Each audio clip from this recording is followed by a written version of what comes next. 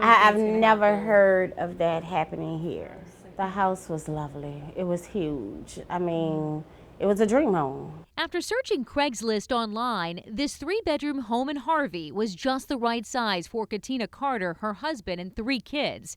The monthly rent, a reasonable $900. We set up a apartment to see the house the next day. She loved it so much, she put up a $1,000 deposit and signed what seemed like a legitimate lease. That was in February. Fast forward to April, when Carter says she came home to shocking news. I came home to eviction notice on my door, and it said that I have 72 hours. Carter was so confused. She thought she had a lease and paid a man named Justin Hunter, who claimed he was the landlord, $900 a month. Never with a check, though, always in cash.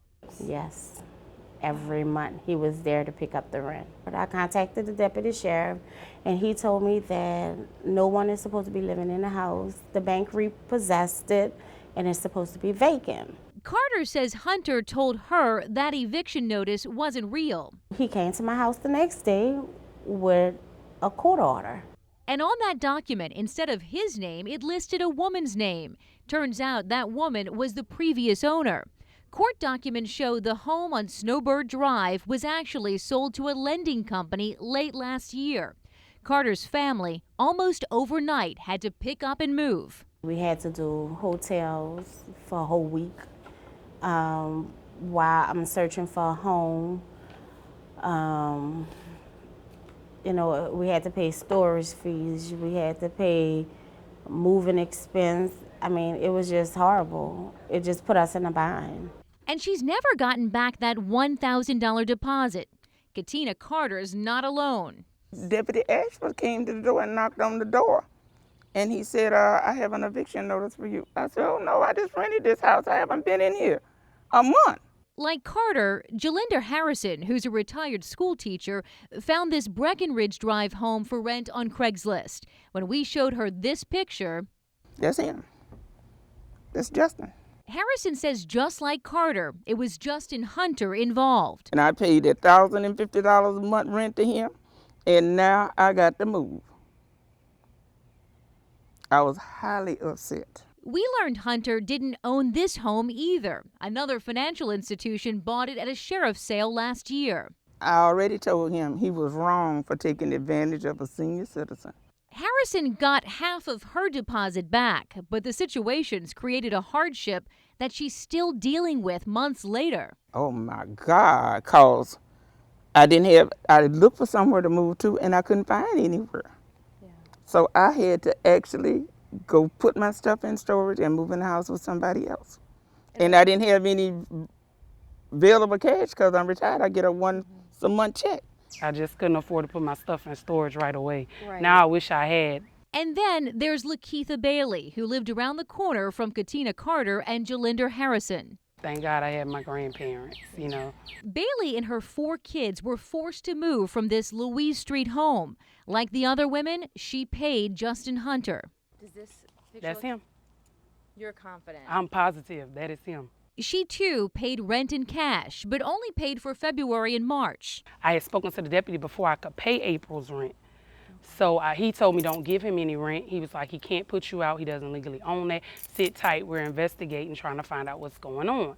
Clerk of court records show someone else with a Texas mailing address owns the home. Before Bailey could fully move out, she says Hunter shut down her utilities and padlocked the house. Because I have gym equipment, refrigerators, I have all that still there. In one small Harvey neighborhood, separated by only blocks, 3 women share a frightening connection. Katina Carter, a wife and mother, Jalinda Harrison, a retired school teacher, and Lakeitha Bailey, a single mom of 4.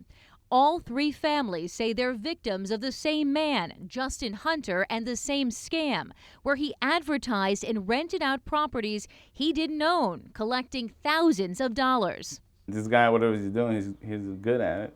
And I feel sorry for the family because I actually met the family that moved in there, and I actually saw them when the cops came and evicted them. Neighbors tell us just as soon as Carter's family got evicted, other families started showing up saying they were interested in renting the home. They had seen another ad on Craigslist. And today, when we showed up, we found this note at the door. Another person interested in renting the home after seeing the ad on Craigslist. In fact, we know of at least one more family who signed a fake lease to rent the same Snowbird Drive home. They were supposed to turn over $1,900 in cash to Hunter Tuesday, June 30th. But after Fox 8 informed the family there were other victims, that never happened. There's consumer protection laws, there's fraud. Financial services attorney Mark Sterbko says this type of scam is common across the country. A couple of ways to avoid it, Sterbko suggests you never pay rent in cash. And if you do pay in cash, get a picture of the person and get some sort of invoice or receipt from them to verify that the person actually received the cash. He says you should also verify the person you're dealing with actually owns the property. The number one place that consumers can go is they can go look at, the assessor's office. For the Fox 8 Defenders, I'm Shelley Brown.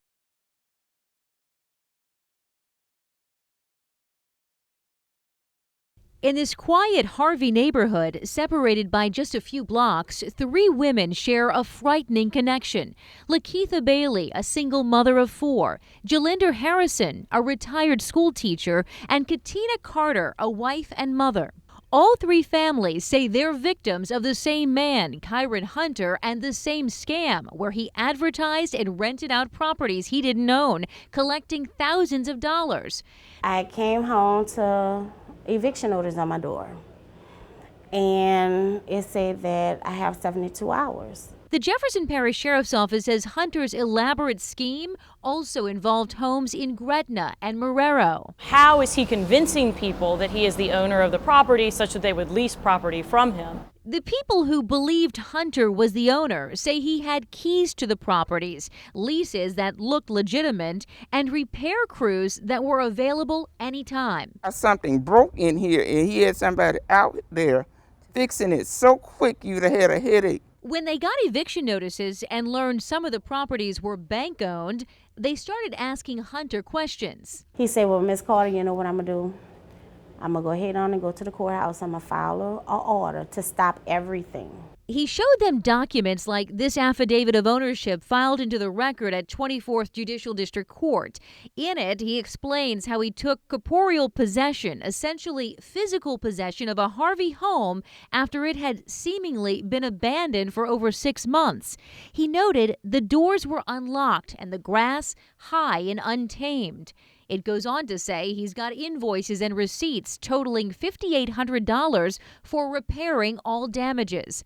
Another document filed into the public record shows a list of $9,000 spent repairing another property, from installing light fixtures to changing pipes to repair a leak in the wall. He's citing legitimate articles from our civil code that are in fact about possession and how you could acquire ownership through possession. Tulane property law professor Sally Richardson says the problem is Hunter misapplied the articles. You can't simply say because I've been in possession, because I have mowed the lawn, because I've made some fix, I am now the owner. Our law requires that you be in possession, but you be in possession for 30 years. Hunter's alleged victims say he also used a different name on leases and other documents.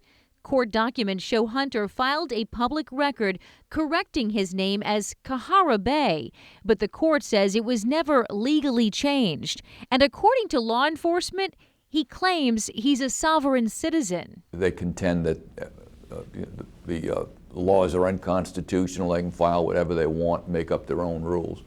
And that has been going on quite a bit around the country. Jefferson Parish Clerk of Court John Gegenheimer says courts from Massachusetts to California have experienced sovereign citizens like Kyron Hunter who tend to flood the public record, filing frivolous documents like he's done here. Oh, I would think probably 20, 25, 30 documents. And in the last couple of years, there's a good little bit of record, and there's going to be a good stack of properties that are going to be affected. Their titles will be possibly at some point in time clouded due to his filing. Cindy Metter supervises the Jefferson Parish Clerk of Court's mortgage and conveyance records. She says before his arrest, employees were familiar with Hunter's name because of the volume of documents he filed into the public record.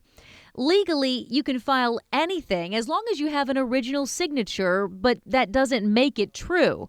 Hunter's filed affidavits to take actual ownership and liens, claiming to have done work on the properties.